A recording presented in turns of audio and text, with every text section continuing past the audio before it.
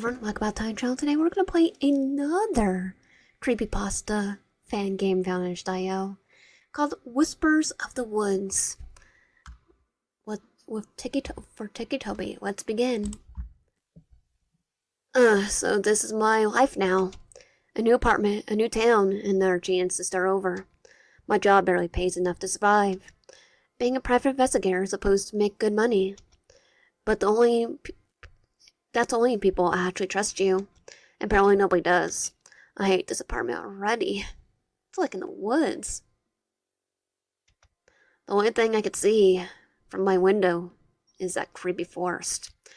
Just looking at it gives me chills. Maybe today will be different. I'll check my email. Yep, exactly what I expected. No new clients. Huh? What's this? Someone sent me a picture of a house. My house. I thought we lived in an apartment. Very funny. Stupid former clients. What a welcoming gift. Still, at least I have something to investigate today.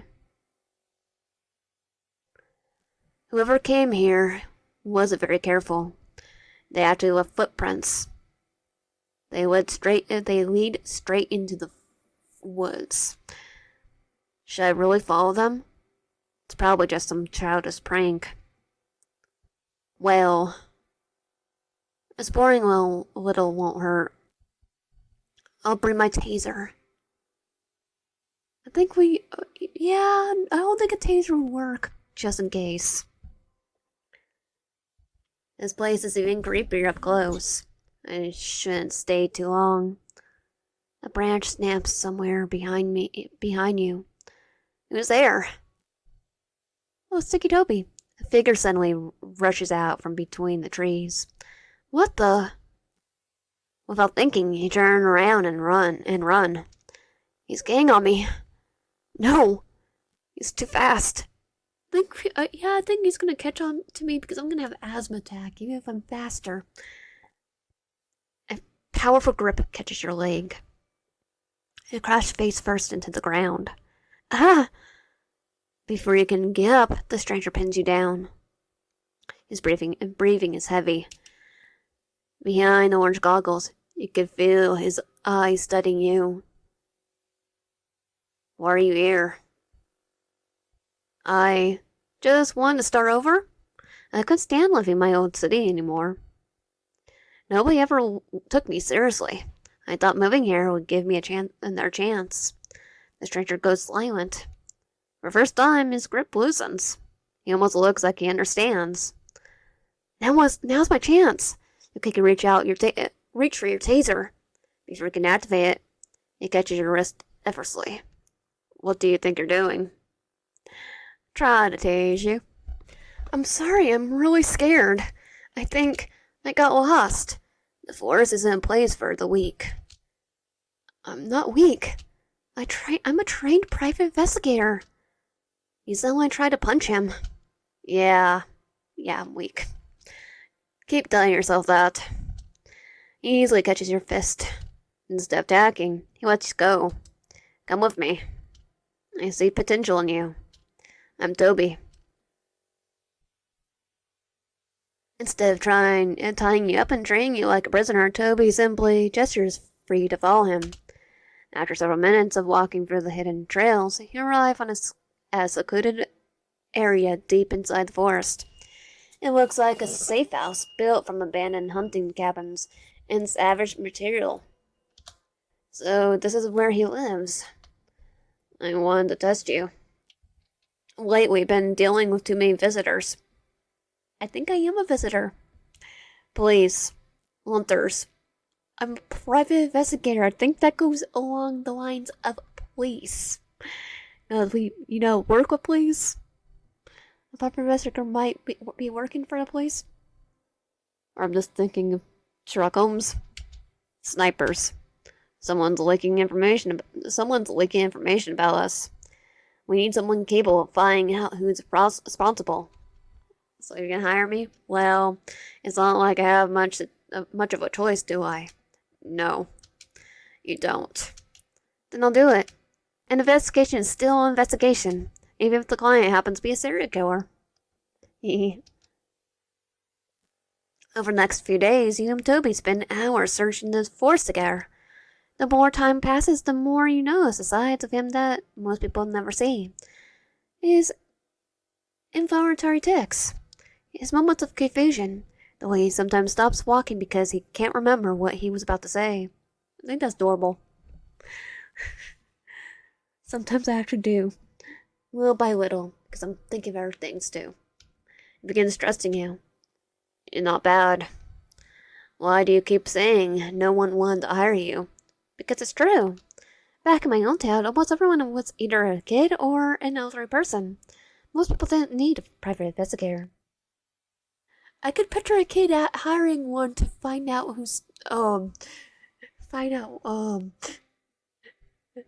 find the gossip. And the few who didn't think I was worth paying. That's kind of sad. You deserve better. That's kind of sad. You deserve better. Thanks. That actually means a lot. You're welcome. Speak of that, since you're good at investigating, could you do me a favor? A favor? Depends. Private investigators don't usually work for free. But, since you spared my life by not killing me, I'll make an exception. What do you need? Someone, or something, has been watching this forest for days. And it's not one of us. Watching? You mean someone has either entered your territory? Or us, before I chased you.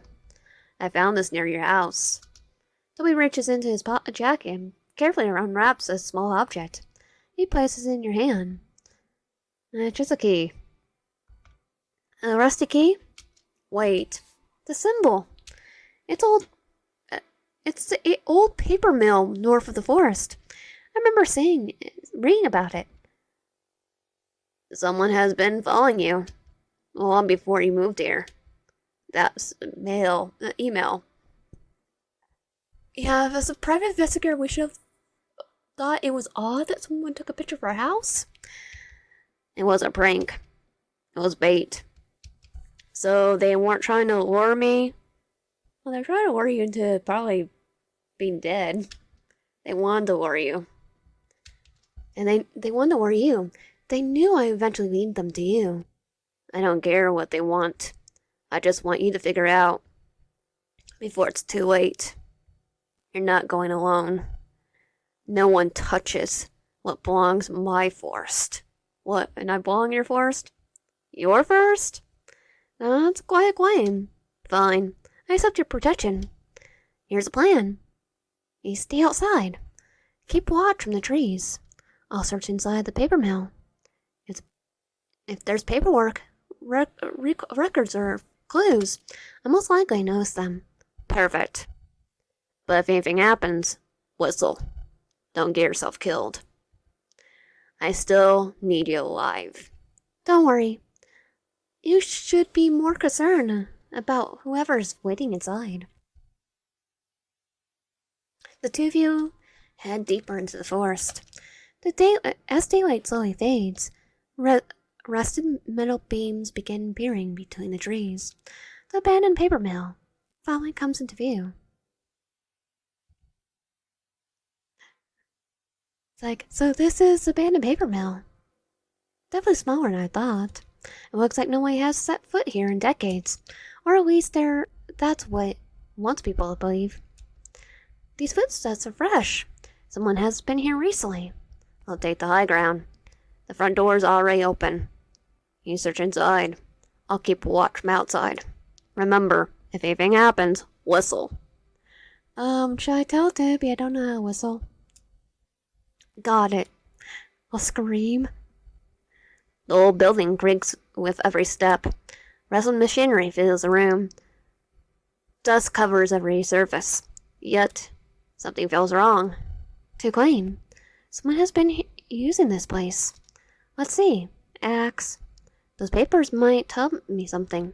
You carefully brush the dust from the old wooden table. Underneath the papers, you find dozens of newspaper clippings. What? These These are pictures of me. Pictures of my whole town. My previous investigations. Even my failed cases. My bank statements? Okay, someone's definitely stalking. Someone has been watching me for months. Maybe years. Amongst the photographs lies open journal. The latest page has been written only recently. The investigator is a perfect tool to dismantle the proxies. Once she enters the forest, Toby will rat. Capture him while he's distracted. Without his right hand, Slenderman became vulnerable. No! I was never the target. I was just bait. A deafening metal screech echoes out from outside, followed by the heavy impact. Damn it! I can't! No! Toby! You bust outside. A hooded figure stands beside a power generator. A thick electrified steel has a net has trapped Toby against the ground. Every attempt to move sends painful electricity shocks through his body. Well, look who's here. The famous investigator. You arrived just in time. The monster won't be terrorizing this forest anymore. Okay, I don't think that's a hunter. I know one person that will wear a white hoodie. Why in? Run. It's a trap. No. I'm not leaving you. The hunter raises his weapon. You react instantly. You dodge his swing. You drive the taser directly into his side. Electricity surges through his body. The hunter collapses unconscious. Stay down. You rush towards the generator. The electricity stops. Using a nearby wooden plank, you carefully lift the heavy metal net away from Toby. Can you stand? Toby slowly pushes himself up. Breathing is uneven. He stares at you in complete disbelief. You came back.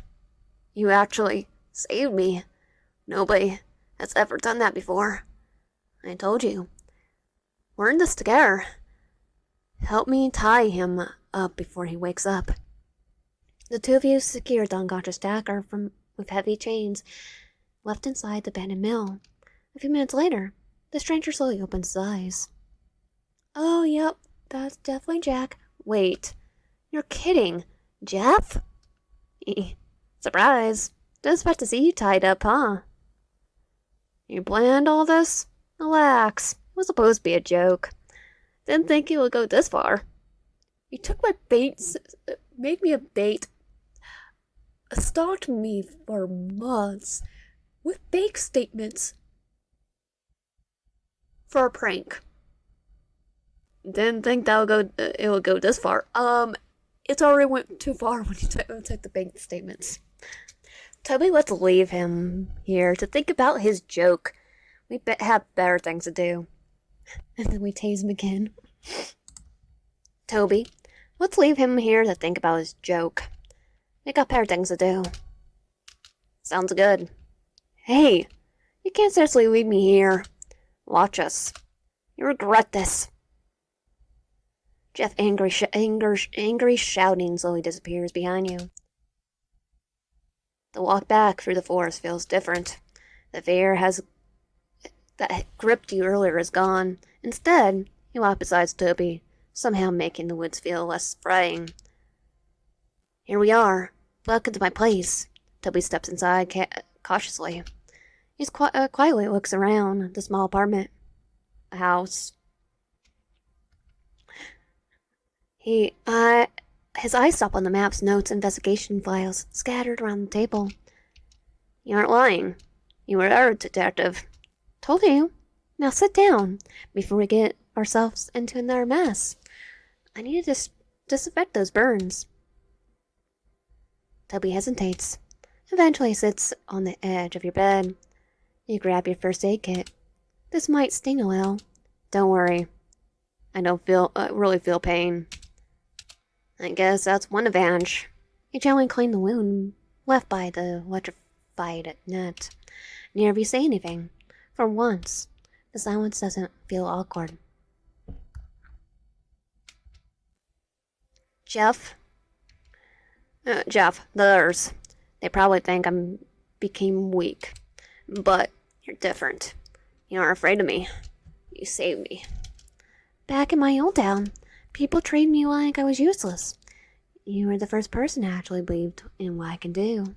So, what do you think? A detective and a proxy. Should we become real partners? Deal. But on one condition. What's that? Tomorrow, you teach me how to use that taser. Deal. He's gonna use an axe and a taser. The next morning, the two of you spend hours training behind your house. You teach Toby how to use the taser, and how to use leverage instead of brute strength. How to disarm someone bigger than himself. Don't push. Just make a quick contact. And if someone grabs your waist, rotate your hips like this. You demonstrate the movement. Toby briefly loses his balance. Not bad. My turn. When someone attacks from above, don't watch the knife. Watch shoulders. They tell you where the attack is going. Hours pass. The two of you laugh. Practice. Learn. Without realizing it, you became a real team. You too. Do you seriously think I forget about what happened? You left me chained up like an idiot. Now it's my turn. Jeff, I know you come. Stay focused. He's going to charge. Jeff lunges towards you with incredible speed. His knife flashes in the sunlight. Toby instantly steps between you and Jeff. Jeff reaches for Toby, but Toby remembers yesterday's lesson. That was today. Instead of resisting, he twists his hips, breaks Jeff's grip, and presses the taser against Jeff's both side. Cat! Sorry, Jeff. Jeff staggers backwards. Toby learned a new skill, taser. His attention shifts towards Toby. His shoulders. He's aiming for Toby's left side. Remember Toby's advice. You move before the knife does. You catch Jeff's arm and twist it. Force him off balance. Without saying a word, you and Toby move together. Years of investigation. Years of surviving in the forest. Combined perfectly. Jeff crashes into the ground. Now, together you pin him down. Jeff struggles. But neither of you lets go. Okay, I surrender. Where the heck did you learn all that? Told you. She's a great detective. And now, we're partners. You two are completely insane. Jeff, have you looked in the mirror? Fine, I give up. Just don't tell anyone about this. No promises. We're telling Centerman now. Jeff grumbles to himself before disappearing into the forest. Silence finally returns. The adrenaline slowly fades. You sit down on the cold grass, leaning against the wooden porch. Toby quietly sits beside you. His axe rests nearby. For my first day in this town, I sit quiet while it happened.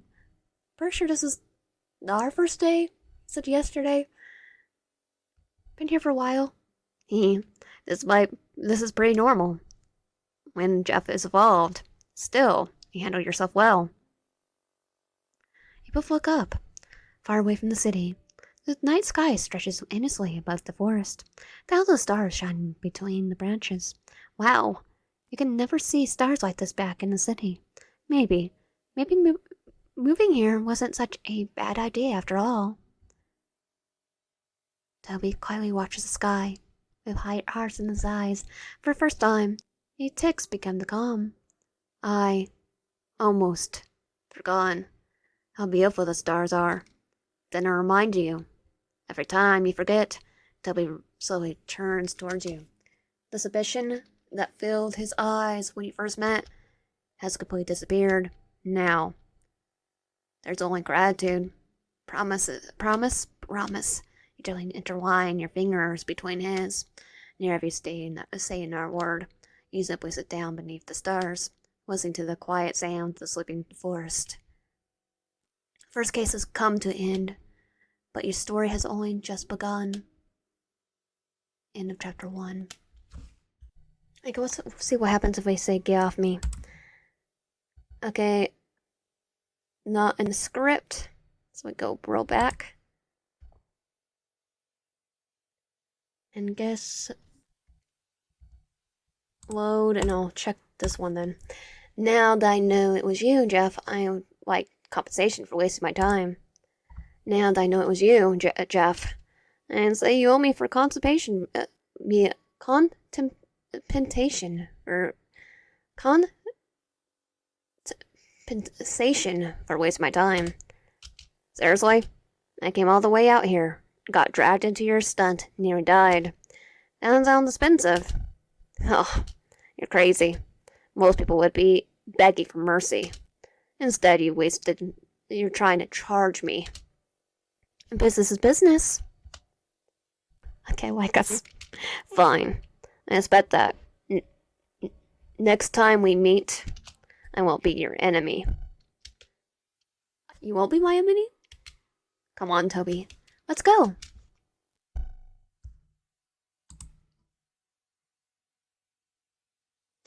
At least he actually was being truthful. He wants to be our enemy. And that was Whispers of the Woods. If you like my content, please consider subscribing, right? Comment below and liking the video. See you guys next time.